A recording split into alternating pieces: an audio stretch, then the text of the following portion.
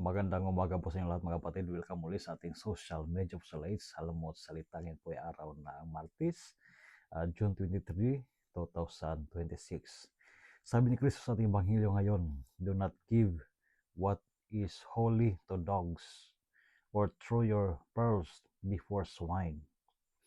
This surprising teaching reveals that divine mysteries require hearts properly disposed to receive them. Not everyone is ready for every truth and every moment.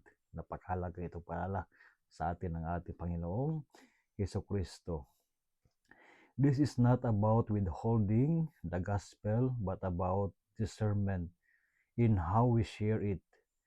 A doctor does not prescribe the same medicine to every patient. Similarly, every spiritual truth must be offered according to each person's capacity and readiness.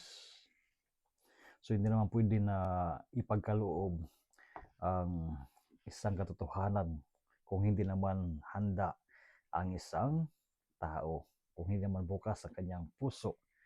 Hindi maaring maging sayang lamang ang isang katotohanan, ang isang biyaya ng Panginoon.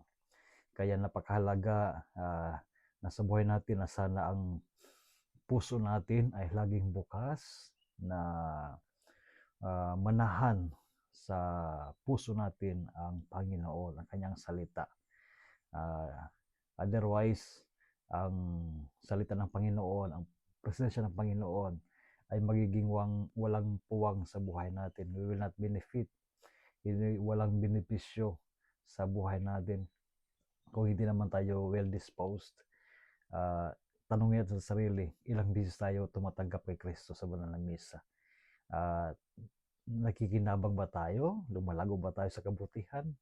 Or parang tayo, nahintulot tayo sa aso na walang epekto, no? We just receive the gifts, precious gifts from God.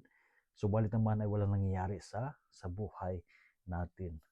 Kaya ito ay isang hamon sa buhay natin na sana ay tulungan natin ating sarili na maging bukas ang ating sarili, ating puso sa patuloy na paglahan ng Panginoon sa buhay natin.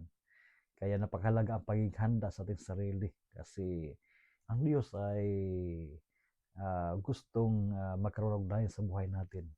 Subalit kung tayo ay hanggang tumanggap lamang, walang pagkakaiba sa atin sa aso, no? Wala pa kakaiba.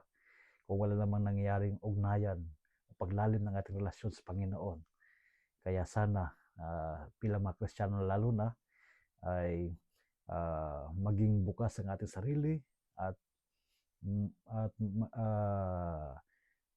tulungan natin ang ating buhay na lumago sa ating relasyon sa ating Panginoon. So muli, mapagpalang araw sa inyo lahat at mapagpalang Panginoon ang inyong mga mahal sa buhay. So if you like this video, you can like, comment, and share. So God bless you all, and rest assured of my prayers for each one of you.